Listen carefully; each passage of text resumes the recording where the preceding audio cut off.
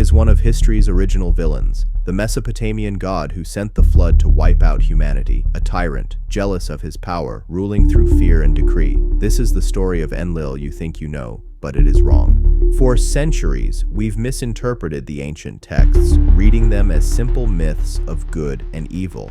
But when you analyze them not as theology, but as the encoded records of one of humanity's first governments, a different picture emerges. What if the flood wasn't a punishment, but a memory of catastrophic environmental management? What if his harsh laws were the only way to prevent famine and collapse? This is the story not of a cruel god, but of the birth of governance itself and the unbearable weight of keeping civilization alive. When we look back into the deep layers of Mesopotamian civilization, we encounter names whose weight has endured for more than 4,000 years. Among these, Enlil is a figure of extraordinary significance. At once revered and feared, remembered as both the sustainer of kingship and the destroyer of worlds. The standard story, often repeated in translations and popular retellings, casts him in stark terms, a ruthless overlord, unyielding and jealous, whose decrees brought hardship to gods and mortals alike. Yet such a portrayal, while memorable, raises critical questions. Was this truly the character of the figure venerated in the tablets of Nippur, invoked in liturgies and credited with the very establishment of order? Or has Enlil been reduced through centuries of transmission and misinterpretation to a caricature more convenient to storytellers than reflective of the historical realities underlying the texts? The problem is not a minor one. The myths and administrative texts that reference Enlil shape the ideology of Mesopotamian kingship and the architecture of early statecraft. If we misunderstand him, we misunderstand the roots of organized political power. Sumerian, Akkadian, Babylonian, and Assyrian traditions preserved not only myth, but also the memory of governance, often cloaked in the language of the divine.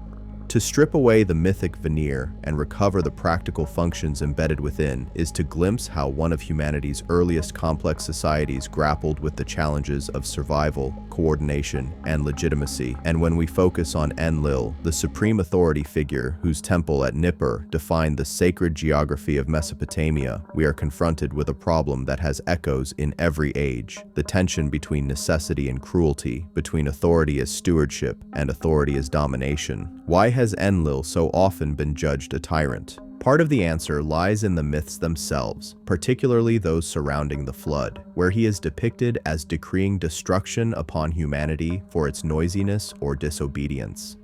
Another part lies in the political rivalries within the Anunnaki pantheon, especially with Enki, whose role as patron of cunning and benefactor of humankind casts Enlil into a darker shadow. Later editors, scribes, and theologians, writing centuries after the earliest traditions, often reframed episodes to suit local politics. The result is a body of literature that is both profoundly rich and profoundly difficult. It contains genuine fragments of administrative practice, ritual memory, and theological speculation, but also distortions introduced by political and religious agendas. This leaves us with an interpretive challenge. We can either take the surface story at face value, portraying Enlil as the archetypal despot, or we can probe deeper, asking what institutional realities might lie behind the stories. When a text speaks of Enlil decreeing strict measures, was this a reflection of arbitrary cruelty? Or was it a ritualized encoding of laws and practices necessary to maintain stability? When we read that he shortened human lifespans or imposed labor obligations, was this mythic metaphor, or did it reflect demographic policies remembered in theological terms? The task is to read not only as philologists, but as historians of governance alert to the interplay between myth and administration. Approaching Enlil in this way requires setting aside modern assumptions about gods as beings of pure metaphysics. In the ancient Near East, deities were inseparable from institutions. To invoke Enlil was not only to name a god, but to acknowledge the authority of an office, a temple, a system of obligations. His cult center at Nippur was not just a sacred site, it was the administrative hub through which kings legitimized their rule, a place where political order was anchored in ritual continuity. If Enlil decreed, it was because his name embodied the weight of institutional consensus, codified through liturgy and embedded in ritual.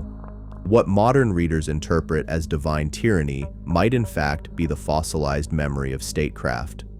In re-examining Enlil, we are not alone. Scholars over the last century have wrestled with his contradictions.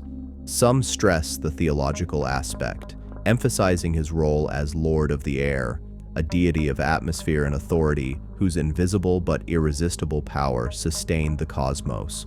Others emphasize the political, noting how rulers from Sargon of Akkad to Hammurabi of Babylon sought legitimacy by associating themselves with Nippur and with Enlil's sanction. Both perspectives are valid, but together they suggest something deeper. Enlil is best understood not as an individual character with a fixed personality, but as a complex symbol of authority evolving with the needs and pressures of Mesopotamian society. This podcast episode will argue that the conventional narrative of Enlil as a cruel despot is far too narrow. Instead, by examining the Sumerian and Akkadian sources closely and by situating them within their environmental, administrative, and astronomical contexts, we can recover a more nuanced picture. Enlil emerges as the figurehead of governance under conditions of scarcity and crisis. A leader whose edicts, while often harsh, were oriented towards survival and stability. The very stories that make him appear tyrannical may in fact preserve memories of policies, practices, and constraints that were necessary for the functioning of early civilization. This reframing does not absolve Enlil of harshness. Rather, it situates his role within the real dilemmas of leadership. To govern is often to choose between lesser evils. To maintain order in a fragile environment may require measures that, judged from afar, appear draconian. By recognizing this, we move from moral caricature to historical empathy. Without surrendering our critical judgment, we begin to see in Enlil not just a mythic villain, but a mirror of the dilemmas that face all rulers, ancient or modern, when confronted with crises that threaten collective survival. As we proceed, we will explore Enlil's ascendancy, his role in shaping the early Mesopotamian landscape, the nature of his most infamous decrees, and the institutional memory preserved under his name. Along the way, we will consider how myths encode not only theology, but also environmental adaptation, labor organization, and astronomical observation. We will compare his role with that of other deities, particularly Enki, and examine the political uses of his image by later kings. Finally, we will consider what lessons this ancient reappraisal offers for our understanding of power and legitimacy in any era. Enlil's story, then, is not merely about a god of storm and command. It is about the formation of authority itself, how societies justify control, how they transmit memory, and how they reconcile necessity with morality. To rethink Enlil is to rethink the foundations of civilization, Enlil's ascendancy, power, and purpose. To understand how Enlil rose to prominence within the Anunnaki hierarchy, we must first strip away centuries of mythic overlay and reconstruct the structural conditions that demanded his elevation. The earliest Mesopotamian texts consistently place him among the senior triad of authority, Anu, Enlil, and Enki. But only Enlil came to embody the concept of binding law and organizational command. This distinction did not arise by accident. It reflected both the needs of a fledgling terrestrial colony and the internal distribution of functions within the Anunnaki order. Anu, remote and often portrayed as the ultimate sky father, represented legitimacy itself, a cosmic charter that sanctioned authority but seldom intervened in the mechanics of rule. Enki, by contrast, was the patron of ingenuity, the one who manipulated waters, crafted solutions, and assisted humanity with technical expertise. Enlil's domain fell between these poles. Not legitimacy and abstraction, not invention and detail,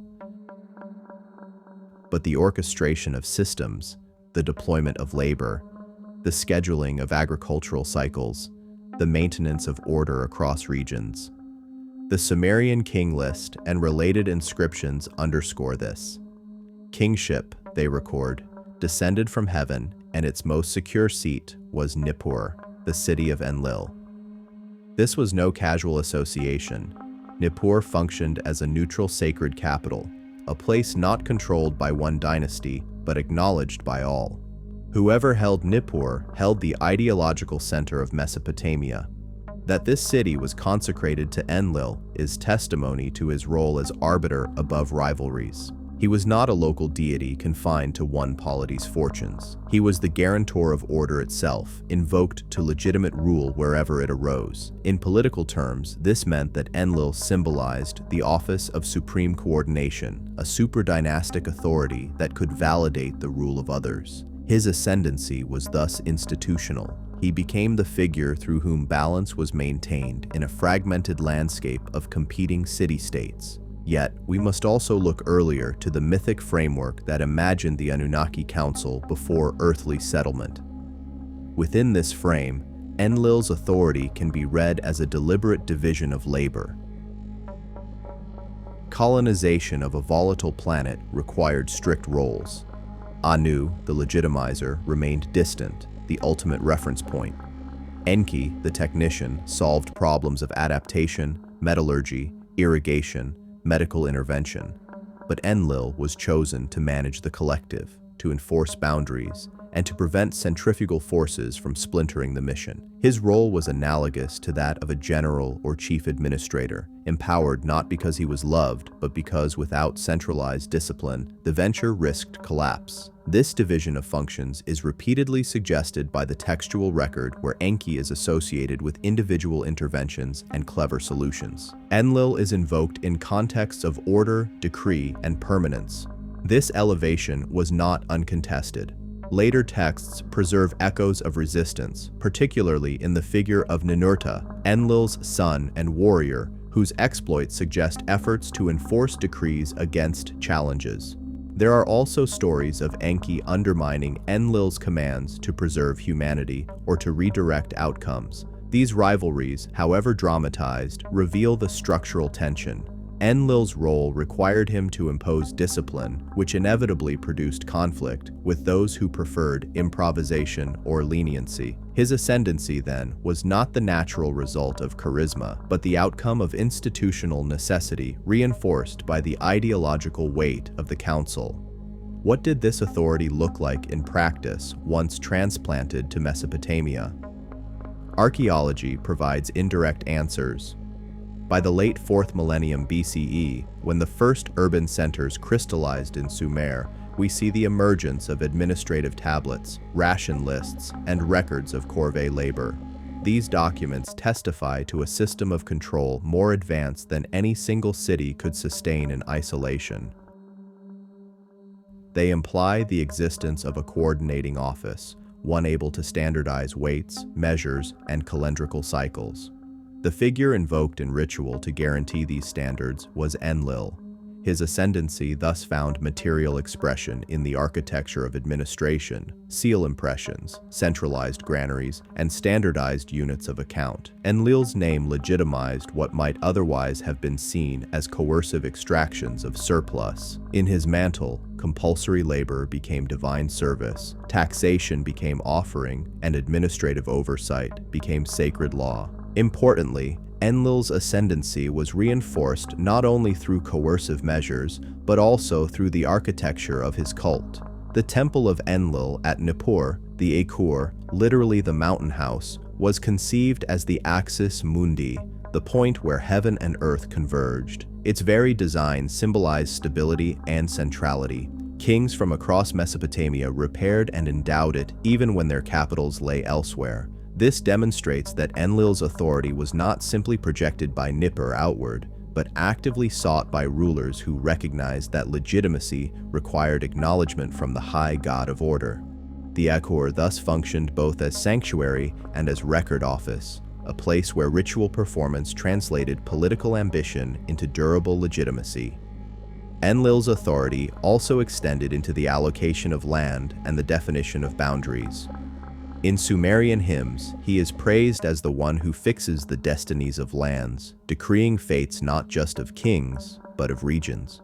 In practical terms, this may reflect his association with irrigation and the delimitation of agricultural zones. The flooding rivers of Mesopotamia demanded careful allocation of water rights and land boundaries. To attribute this process to Enlil was to sacralize the resolution of disputes that might otherwise have torn communities apart.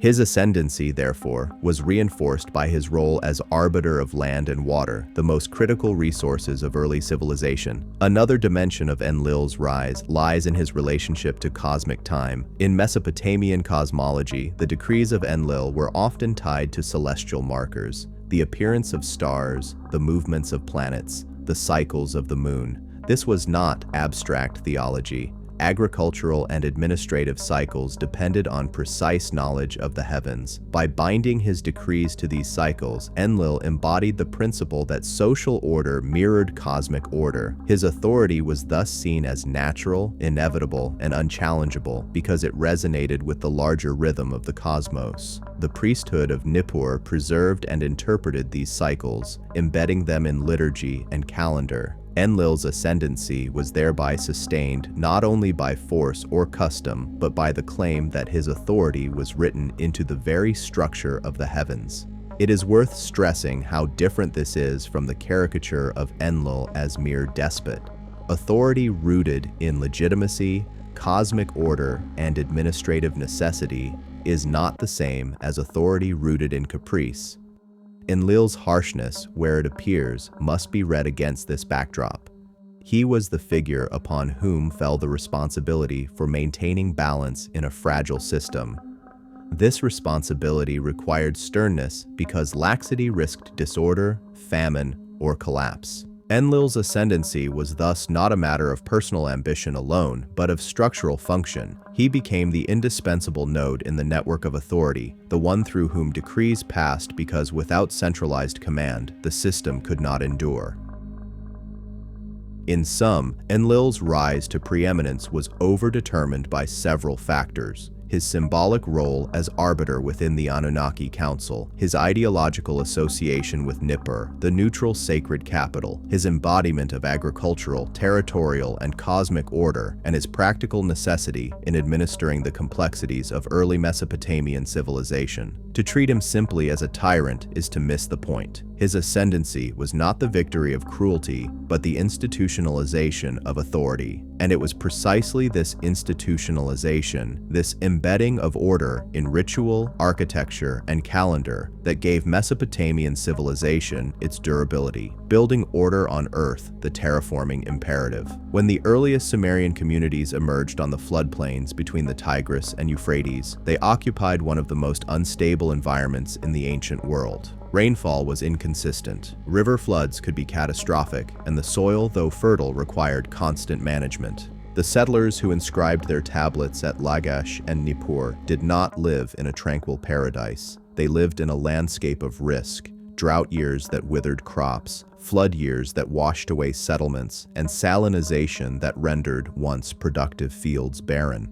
For such a region to sustain urban life, someone had to impose order. Not only political order among competing communities, but environmental order across the waters, soils, and skies.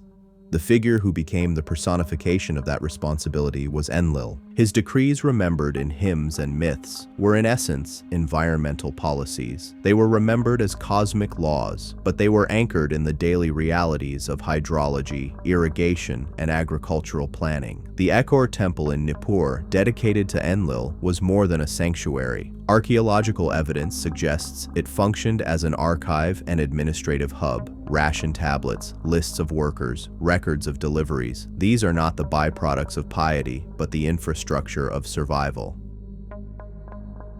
Enlil's priests acting in his name standardized canal schedules, coordinated seasonal labor, and oversaw storage facilities. To fix destinies, as Enlil was said to do, meant in practical terms to allocate resources, which fields would be irrigated, which communities would provide corvée labor, which temples would receive grain allocations. The mythic description of Enlil as decreeing the fate of lands reflects this administrative reality. His authority extended across ecological and human systems, binding them into a fragile but enduring equilibrium. The stories of divine floods, often cited as proof of Enlil's cruelty, take on new meaning when examined through this lens. The Sumerian flood story and its Akkadian descendants portray Enlil as the god who decided humanity's destruction because of its clamor. Yet beneath the myth lies evidence of real environmental crisis.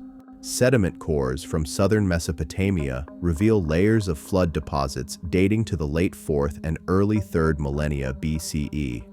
These episodes would have devastated settlements and forced population relocations. To attribute them to Enlil was to encode a collective memory of catastrophe, but also to give them meaning. If the flood was Enlil's decree, then survival strategies, building on higher ground, storing grain, maintaining boats, were responses not merely to chance, but to divine order. In this way, Enlil's feared edicts can be reinterpreted as mechanisms of environmental adaptation, remembered in the theological idiom of decree and destiny. The terraforming undertaken in Mesopotamia was not technological in the modern sense of planetary engineering, but it was no less ambitious.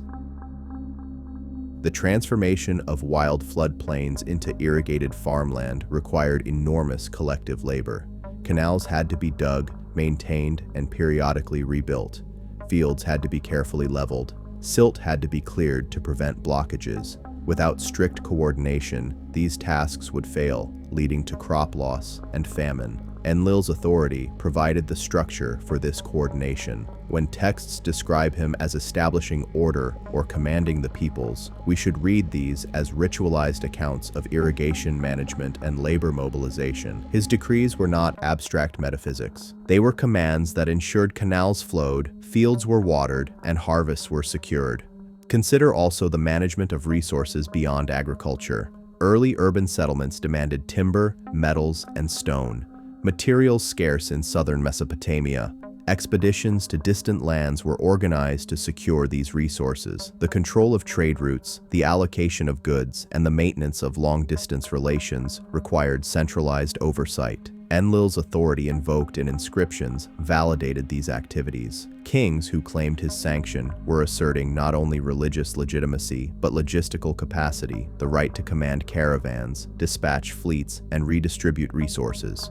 In this sense, Enlil's governance extended beyond local agriculture to encompass the entire economic system of early Mesopotamian civilization. The human dimension of this terraforming project cannot be ignored. Population growth in early cities placed immense strain on resources. Corvée labor obligations, compulsory work on canals, dikes, and temples were essential for maintaining the system. From the perspective of the workers, these demands could feel oppressive, even tyrannical.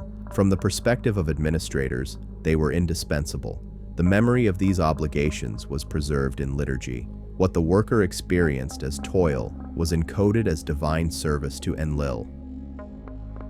By sacralizing labor, the system ensured compliance. Enlil's decrees were harsh, but they were the only way to sustain the collective project. His reputation as a stern taskmaster reflects this reality.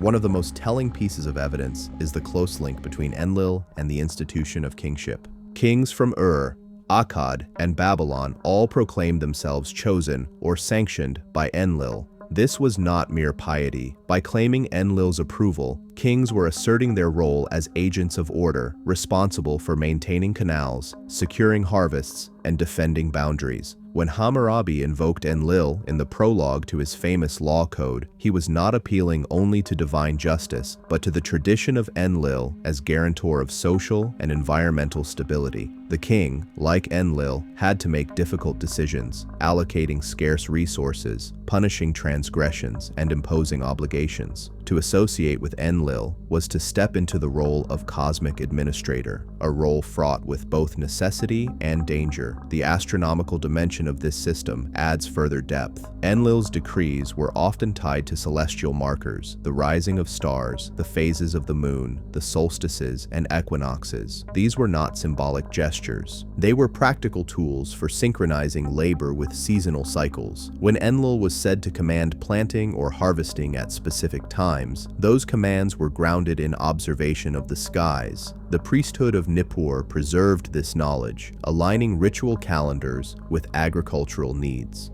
Later generations who lost the technical understanding may have remembered only the stern decree, not the astronomical rationale behind it. Thus, Enlil's commands came to appear arbitrary when in fact they were carefully calibrated to ecological rhythms. If we widen our lens, the picture becomes clearer. Still, Mesopotamia was not alone in sacralizing environmental management. In Egypt, the god Hapi was associated with the Nile flood, and Pharaoh's authority depended on ensuring its proper use. In the Indus Valley, urban planning reveals a similar concern with water management. In all these cases, divine authority functioned as a mechanism for coordinating human action with environmental necessity. Enlil's role fits this broader pattern. He became the embodiment of order because order was indispensable. His authority was feared because without it, society could not endure. What then of the accusation of tyranny? It is undeniable that Enlil's decrees imposed suffering. Workers toiled, populations were relocated, punishments were severe. But to stop at this judgment is to miss the larger context. These measures, harsh as they were, enabled the survival of a civilization in one of the most challenging environments on Earth. Without centralized authority, irrigation would fail, crops would fail, and communities would collapse. Enlil's governance, remembered in myth as destiny and decree, was in fact the machinery of survival. In this sense, Enlil's terraforming was not only environmental, but social. He transformed disparate communities into a coordinated system bound by ritual and law. He gave meaning to suffering by embedding it in cosmic order. He ensured continuity by aligning human cycles with celestial cycles. His legacy is not one of cruelty alone, but of endurance. The endurance of civilization against the odds of environment and time. The harsher dimensions of Enlil's remembered authority, the shortening of human lifespans, the strict rationing systems, and the imposition of relentless toil take on a different resonance when understood as attempts to impose demographic and ecological balance.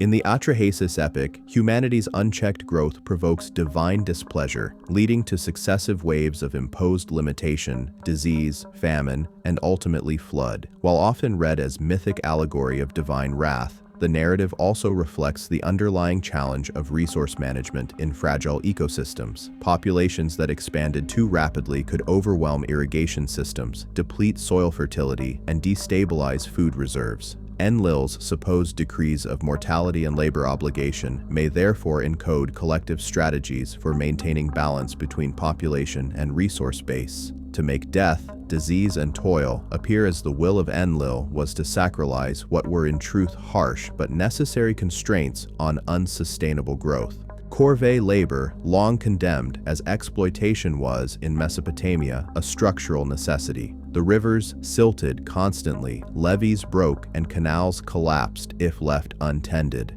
Without centralized mobilization, no city could have survived more than a few seasons. Enlil's authority invoked in temple hymns and royal inscriptions legitimized this mobilization. The rhetoric of destiny and divine service transformed coerced labor into participation in cosmic order. It is easy for modern audiences to view this only through the lens of oppression.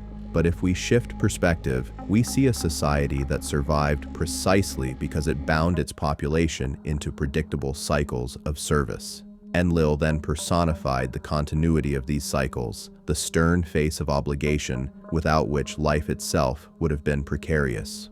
Another layer of Enlil's terraforming project is found in his association with boundaries. In several hymns, he is praised as the one who sets the limits of the land. At first glance, this appears to be a simple theological claim, but archaeology shows that boundary stones, field markers, and canal divisions were of supreme importance in Mesopotamian society. Disputes over water rights could ignite wars between city-states. To ascribe the fixing of boundaries to Enlil was to remove them from the realm of dispute and embed them in divine permanence. The same principle applied to royal legitimacy. Enlil was invoked as the one who bestowed the crown not because he personally favored one dynasty over another, but because his office represented the neutral authority by which boundaries, political as well as territorial, were sanctified. Perhaps the most striking feature of Enlil's remembered authority is its integration with astronomical order. In the Enlil calendar, reconstructed from scattered references, major festivals fell in close alignment with solstices, equinoxes, and lunar phases. These were not decorative coincidences. They ensured that agricultural tasks were synchronized with the cycles of nature. When Enlil's priests proclaimed that a festival marked the renewal of order, they were simultaneously announcing the beginning of a planting season or the start of canal clearing. By tying human cycles to celestial cycles, Enlil's cult created predictability in an otherwise volatile environment. The rigidity of these decrees may explain why later texts remember him as severe. When ritual order became inseparable from survival, deviation was intolerable. Seen from this vantage point, Enlil's terraforming imperative was threefold: environmental management, social discipline, and cosmic synchronization. He is remembered as the one who decrees fate because he embodied the convergence of these realms. In myth, he appears as stern, unyielding, even cruel. But in practice, he was the necessary administrator of survival, the personification of the hard choices without which Mesopotamian civilization could not have taken root. Crisis and control, rethinking the harsh edicts. The image of Enlil that dominates much of later tradition is that of the stern judge, the god who issues uncompromising decrees, who floods the world, who shortens human life, and who imposes labor obligations with iron severity.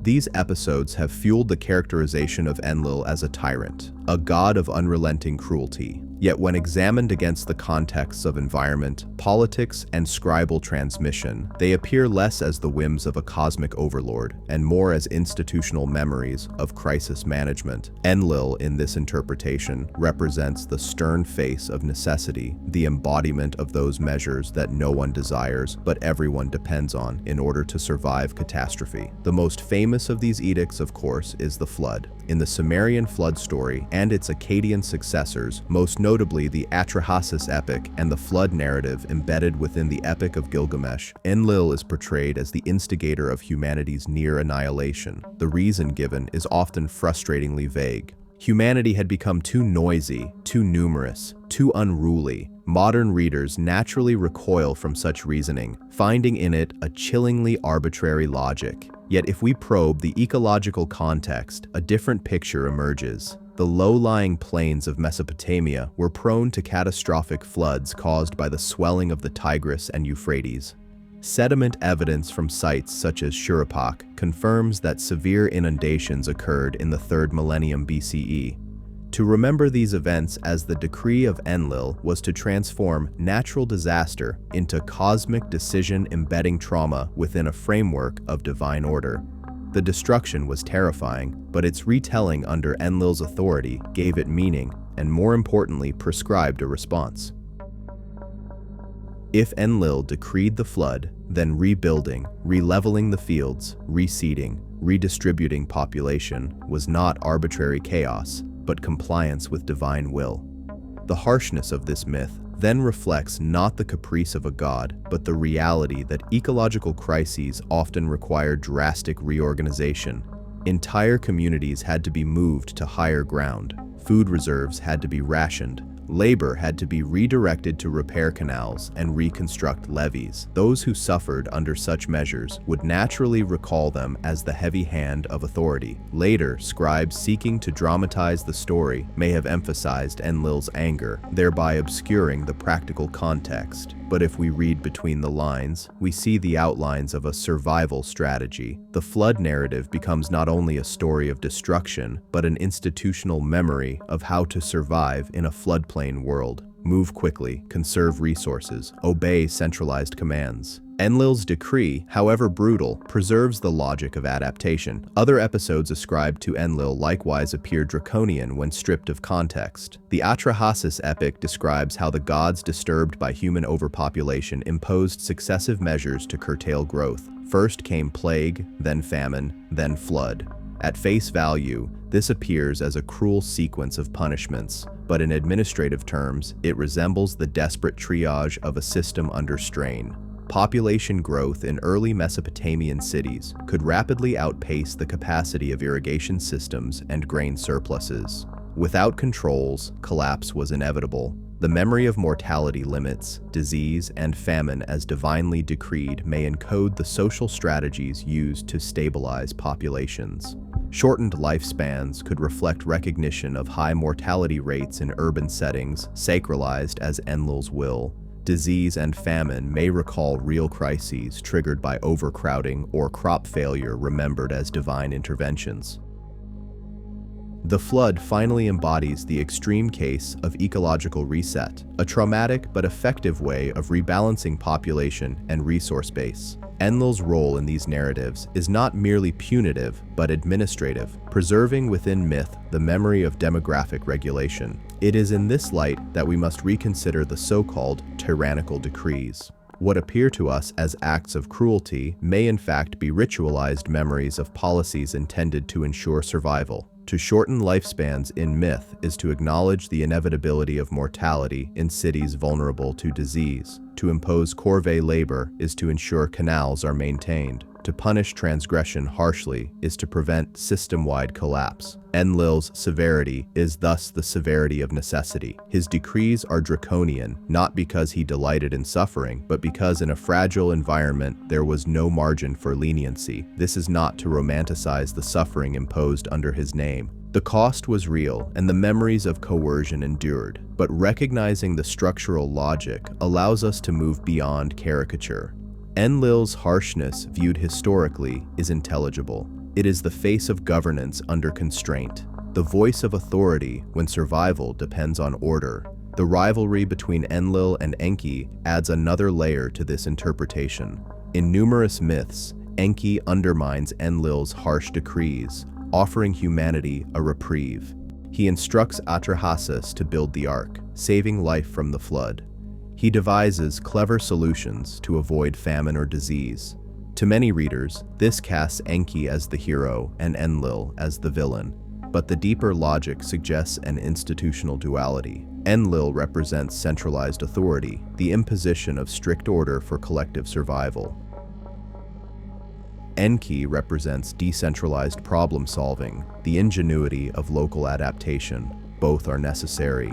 Too much Enlil and the system becomes rigid, oppressive, unable to innovate. Too much Enki and the system fragments with clever local solutions undermining coordinated order. The tension between the two is not a cosmic morality play, but a reflection of the perennial governance problem, how to balance centralization and decentralization, authority and innovation. This duality is visible in the textual record itself. Where Enlil's decrees are stern, Enki's responses are cunning. Where Enlil imposes boundaries, Enki circumvents them. The rivalry dramatizes the institutional tensions inherent in early Mesopotamian society. Enlil's harsh edicts were necessary for survival, but they bred resentment. Enki's cleverness offered relief, but it risked destabilizing the system. The myths preserve both perspectives, ensuring that the memory of governance included not only the sternness of decree, but also the flexibility of adaptation. Scribal transmission further complicates the picture. The texts we possess were copied and recopied over centuries, often by scribes serving particular political regimes. It is entirely plausible that Enlil's image was darkened by scribes sympathetic to rival cults, particularly those of Enki or Marduk. By emphasizing Enlil's severity, they could elevate their own patron deities as more benevolent. The result is a layered tradition in which Enlil's authority is preserved, but often cast in negative light. Recognizing this scribal bias allows us to reframe the tradition. What looks like tyranny may be the residue of polemic. The real Enlil, or at least the institutional memory behind his name, may have been far more complex, embodying both the harshness of crisis management and the indispensability of order. Astronomical misinterpretation also plays a role.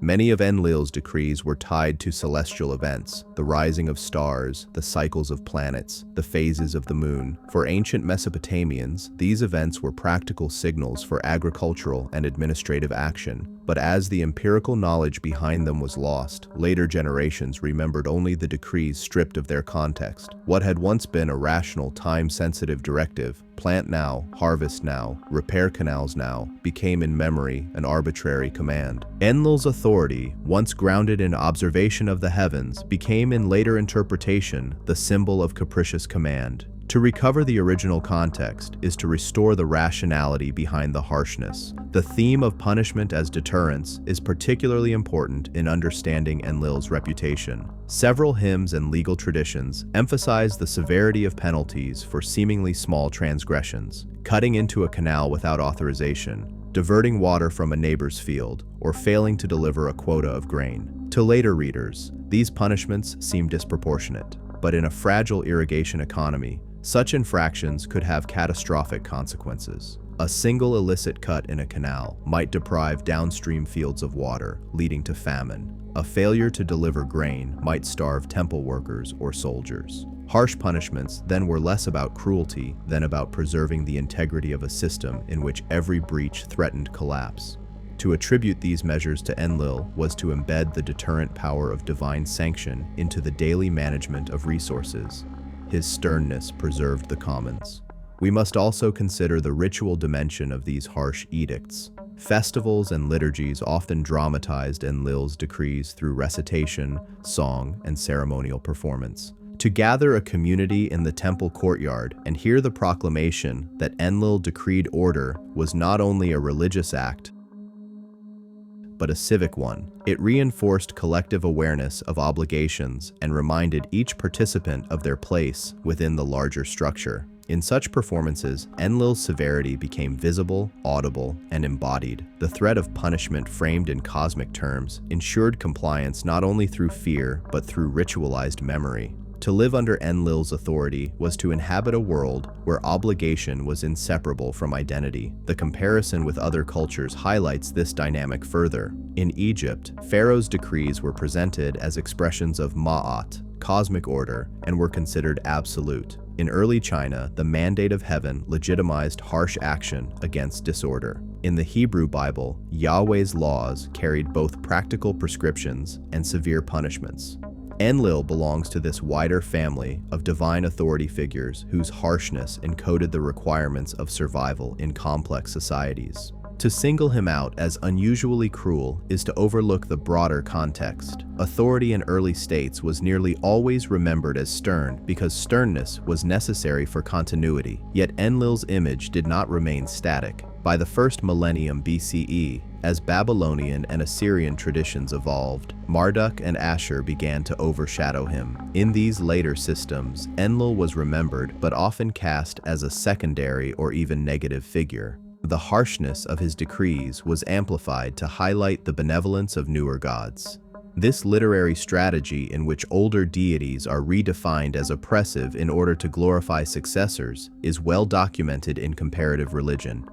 Enlil's transformation from supreme authority to darkened figure is part of this process. Recognizing it allows us to separate later polemics from earlier functions. What emerges then is a layered portrait. At its core lies the memory of real crises, floods, famines, demographic pressures.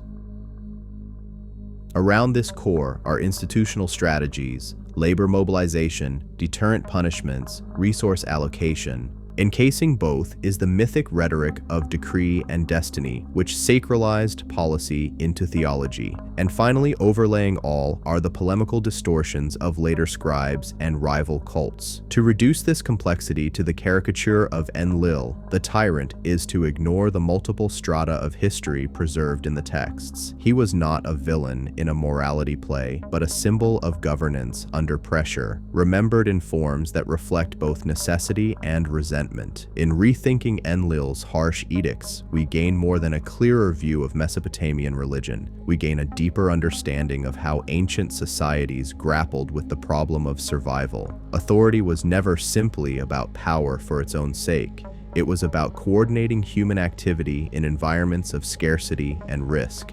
Enlil's decrees, whether they concerned population control, labor obligations, or punishments, embody the hard truth that survival often demands measures that are unpopular, even painful. They remind us that governance is not judged only by intention, but by outcome. Famine averted, floods managed, communities preserved. In this light, Enlil's severity becomes intelligible, not as divine malice, but as institutional resilience. Enlil's authority did not reside solely in myth or in the practicalities of managing floods and fields. It was also embodied in institutions that gave his power continuity beyond the crises of any single generation. Temples, scribal schools, royal rituals, and civic festivals all served to embed his name into the very structure of Mesopotamian civilization. To speak of Enlil was not simply to invoke a god, it was to invoke an entire system of legitimacy and institutional memory, a framework within which order was maintained and reproduced. At the center of this system stood Nippur, and within it the temple Akur. Archaeology confirms that Nippur never functioned as the capital of a single Mesopotamian state. Unlike Uruk or Babylon, it did not host dynasties that extended their power outward in conquest. Instead, Nippur occupied a different role. It was the religious capital, the site whose sanctity was recognized by all competing polities. Whoever controlled Nippur could claim the sanction of Enlil and thus the legitimacy of rule. This explains why rulers from distant cities from Sargon of Akkad to Hammurabi of Babylon poured resources into restoring the Akur. By doing so, they aligned themselves with Enlil's authority, embedding their political claims in the legitimacy of a god who stood above local rivalries. Enlil's authority, therefore, was not only divine, but institutional. It was reproduced through ritualized recognition at a sacred center, acknowledged by all. The Akur itself functioned as more than a cult site. Excavations reveal layers of administrative activity, archives of tablets recording offerings, labor rosters, deliveries of goods, and the management of temple lands. These records demonstrate that the temple was an economic hub, coordinating resources that extended across the region. To call Enlil the Lord of Destinies was to acknowledge this reality. Destinies were fixed in part through the allocation of resources, and those allocations were administered in his name.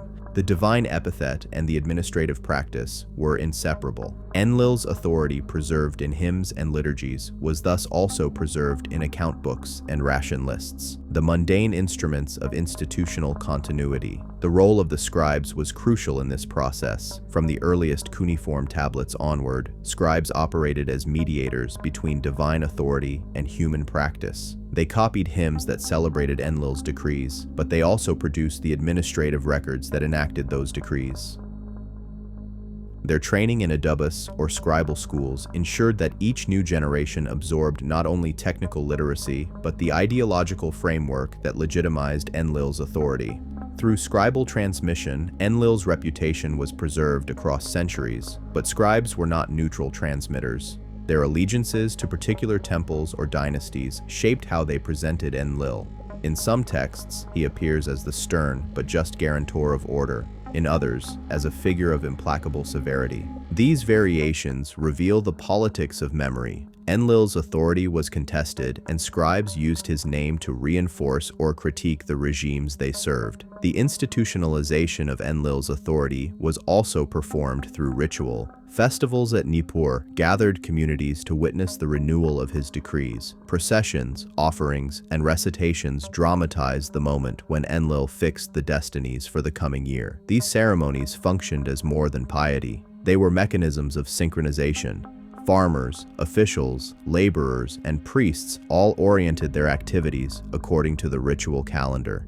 To participate in the festival was to reaffirm commitment to the collective order. The harshness of Enlil's authority experienced in the obligations of labor and tax was thereby balanced by the shared participation in ritual. Ritual transformed coercion into belonging, reminding participants that their toil was part of a cosmic order sustained by Enlil's decree. Comparison with other civilizations highlights the uniqueness of Enlil's institutional role. In Egypt, kingship was embodied in the living pharaoh whose divine status centralized both religious and political authority in a single person. In Mesopotamia, by contrast, kingship was more fragmented. Each city had its own rulers, but all acknowledged Nippur and Enlil. This created a different model of legitimacy, decentralized political power, validated by a centralized religious authority. Enlil's temple served as the axis of legitimacy that transcended dynastic rivalries. This arrangement may help explain the longevity of Mesopotamian civilization. Even as dynasties rose and fell, the institutional memory of Enlil at Nippur provided a stable framework of legitimacy. Enlil's authority was also preserved in law. Although the famous code of Hammurabi invokes Shamash, the sun god, as the giver of justice, Hammurabi's prologue also acknowledges Enlil as one who exalted his rule. Earlier law codes, such as those from Ur-Nammu and Lipit Ishtar, likewise draw legitimacy from Enlil's decrees. This reflects the way in which law was conceptualized, not merely as human invention, but as the articulation of divine order. By attributing laws to Enlil, rulers ensured that obedience was framed not as submission to human authority, but as participation in cosmic balance. The severity of penalties, often criticized by modern observers, gains new meaning in this context. They were not only deterrents, but expressions of Enlil's order legitimized by his authority and institutionalized through the scribal and legal apparatus.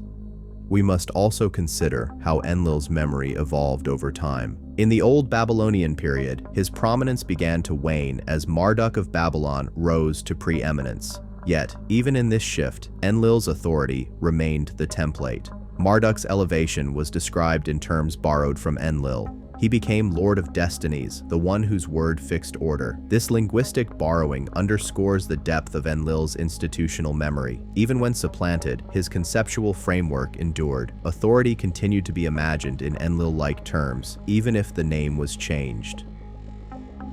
This continuity demonstrates that Enlil was not only a god, but a paradigm of authority, one that transcended the boundaries of his own cult. The endurance of Enlil's institutional memory also shaped later intellectual traditions. Hellenistic writers who encountered Mesopotamian lore noted the role of a supreme god of order, though they often conflated him with other deities. Biblical traditions, too, may preserve echoes of Enlil's severity in their portrayal of Yahweh's decrees, particularly in flood narratives and legal codes. Whether through direct influence or through the shared experience of early state formation, the model of stern divine authority embodied in Enlil left a deep imprint on subsequent religious and political thought. In sum, Enlil's authority was legitimized and perpetuated through a dense web of institutions. Temples that functioned as administrative hubs, scribes who transmitted both theology and bureaucracy, rituals that synchronized social life, and laws that embedded his decrees in civic practice.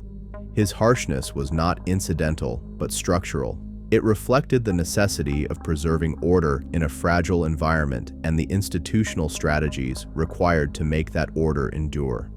To understand Enlil is to understand how early civilizations constructed legitimacy, how they remembered authority, and how they transmitted that memory across generations. His name became synonymous with the very idea of governance, a template for power that outlasted the city-states that first invoked him. Reimagining Enlil. To rethink Enlil is to rethink the foundations of authority itself. Over the course of our exploration, we have seen how the caricature of Enlil as a cruel tyrant collapses under closer scrutiny. His reputation as a figure of severity reflects not the whims of an arbitrary overlord, but the institutional memory of a civilization struggling to impose order on one of the most volatile environments in the ancient world. His decrees were harsh, but they were embedded in the realities of flood management, population pressures, and the coordination of labor. His authority was legitimized not only through myth, but through institutions, temples, scribes, rituals, and laws that bound communities together. To reimagine Enlil is not to excuse cruelty, but to situate it within the structures of necessity that define governance in every age. The lesson is a sobering one. Authority is rarely gentle when survival is at stake. Just as Mesopotamian communities required Enlil's stern decrees to manage canals and avert famine, so too do modern societies confront crises that demand unpopular measures. Pandemic quarantines, environmental regulations, wartime rationing all echo the same dilemma faced by Enlil's administrators. How much coercion is justified to preserve the collective? How much suffering in the present can be borne to secure survival in the future? The story of Enlil reminds us that these are not new questions, but ancient ones embedded in the very origins of statehood. Yet there is also a positive lesson. Enlil's authority was not merely coercive, it was also integrative. By binding his decrees to celestial cycles, his priests aligned human activity with cosmic order. By embedding his authority in ritual, they transformed obligation into identity. By situating his temple in Nippur, they created a neutral sacred center that transcended local rivalries. These strategies remind us that governance is not only about imposing order, but about legitimizing it, making it durable through shared belief. Modern societies too must find ways to legitimize authority, to embed policies in frameworks that people accept as meaningful. The Mesopotamian solution was theological. Ours may be constitutional or scientific, but the underlying principle is the same. Authority endures when it resonates with deeper frameworks of meaning.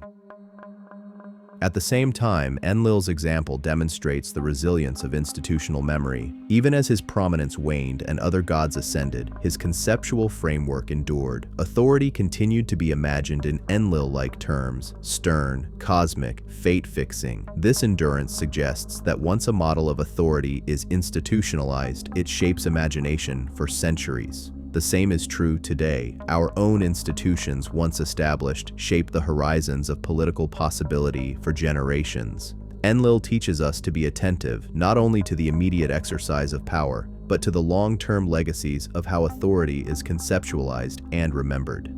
To reimagine Enlil, then, is to reimagine the very meaning of leadership. He was not simply a tyrant, but a steward of survival, the embodiment of necessity in an unforgiving landscape.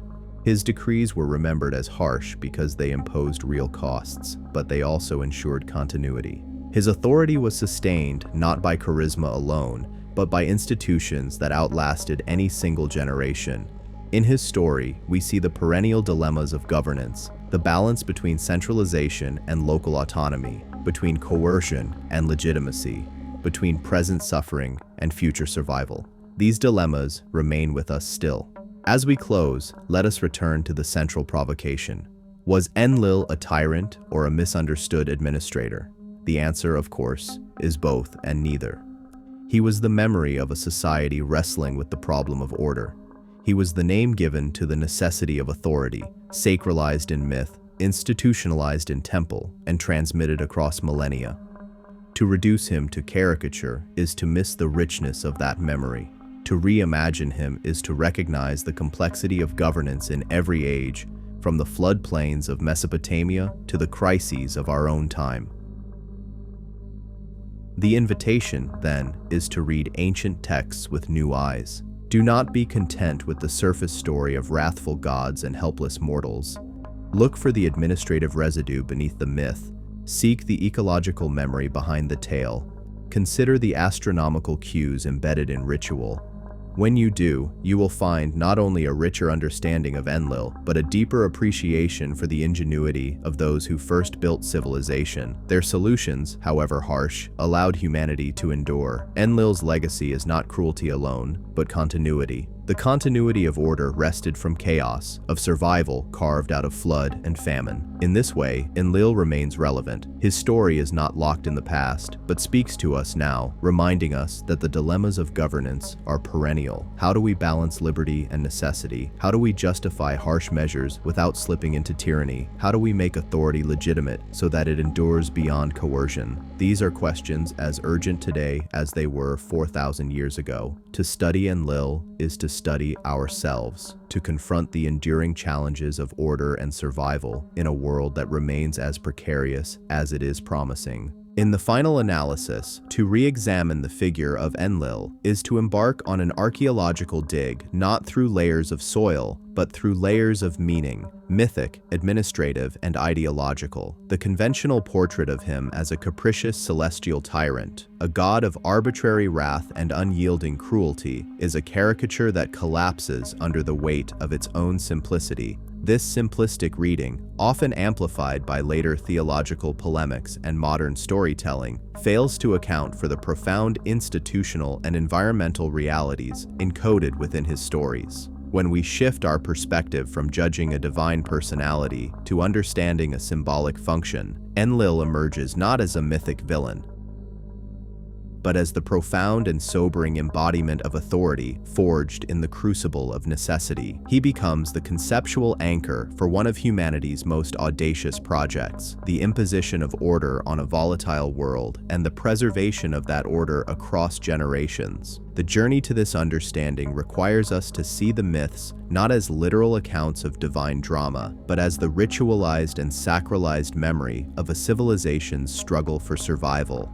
The decrees that seem so harsh, the flood, the shortening of lifespans, the imposition of relentless labor, were not the whims of a despot, but the fossilized echoes of crisis management. The unpredictable flooding of the Tigris and Euphrates, translated into myth as Enlil's deluge, was a traumatic reality demanding drastic, coordinated response. The noise of an overpopulated city was not mere irritation, but the strain of a demographic load threatening to overwhelm fragile irrigation systems and grain reserves, remembered in myth as divinely ordained plagues and famines. The corvée labor that built and maintained the canals, the very arteries of Mesopotamian life, was not wanton exploitation, but a non-negotiable requirement for collective survival, legitimized and sanctified under the mantle of Enlil's command. His severity, therefore, was the severity of the triage officer, the general in a perpetual war against chaos, whose decisions, while painful, were oriented toward a single overriding goal: the continuity of the collective. This authority was given teeth and permanence through its deep institutionalization. Enlil was not a remote god, but the divine president of a system headquartered at the Akur in Nippur. This temple was more than a place of worship. It was the administrative heart of Mesopotamia, a neutral, sacred capital whose sanction was sought by kings from Akkad to Babylon. Here, the divine decreeing of fates was operationalized into ration lists, labor rosters, and canal schedules. Scribes, the technocrats of the ancient world, acted as his mediators, preserving both his hymns and his account books, ensuring that his ideological framework was passed down through the centuries. Rituals and festivals performed in his name were not empty ceremonies, but vital mechanisms of social synchronization, aligning human agricultural and labor cycles with the predictable rhythms of the cosmos. In this dense web of temple, text, and ritual, Enlil's power was made real, durable, and legitimate. He was the name given to the entire architecture of early statecraft. The perennial tension between Enlil and Enki further enriches this picture, revealing it not as a simple moral conflict between a tyrant and a hero, but as a sophisticated depiction of a fundamental governance dilemma. Enlil represented the indispensable, top-down authority required for large-scale coordination, the laws, boundaries, and collective obligations without which the system would fragment. Enki, in contrast, embodied bottom-up ingenuity, clever adaptation, and the flexibility needed to solve local problems and occasionally circumvent rigid decrees to ensure survival. Their rivalry dramatizes the eternal balance any complex society must strike between the stern demands of centralized order and the creative potential of decentralized innovation. One was the system's backbone, the other its nervous system. Both were essential. Ultimately, the story of Enlil transcends ancient Mesopotamia. It becomes a timeless parable about the nature of power, legitimacy, and the hard choices of leadership. To govern is often to choose between lesser evils, to impose present burdens for the sake of a future common good. The modern parallels are inescapable. Environmental regulations that restrict individual freedom to avert collective disaster, public health mandates that impose temporary constraints to halt a pandemic, or economic policies that demand sacrifice for long-term stability. In these modern dilemmas, we hear the echo of Enlil's decrees. His legacy challenges us to move beyond facile moral judgments of power, and instead cultivate a historical empathy that recognizes the brutal constraints under which authority often operates. Therefore, Enlil's story is not merely an antiquarian curiosity, it is a mirror held up to the enduring challenges of civilization itself. He forces us to ask, how does a society legitimize the necessary but unpopular exercise of power? How does it transmit the memory of harsh but essential measures? How does it reconcile the undeniable cruelty of certain decrees with their role in ensuring survival? By reimagining Enlil from a tyrannical god to the symbolic heart of Mesopotamian institutional resilience, we do more than correct a historical misunderstanding. We recover a profound and sobering lesson about the foundations of our own world. The clay tablets of Nippur do not just tell us about a storm god, they tell us about the perpetual, precarious, and ultimately human endeavor of building order in a world fraught with chaos. In understanding Enlil, we begin to understand the profound and often painful logic of authority that has, for millennia, allowed humanity to endure. Thanks for watching, everyone. If you enjoyed this video, don't forget to like, subscribe, and hit that notification bell so you never miss an update. Drop a comment below with your thoughts. I love hearing from you.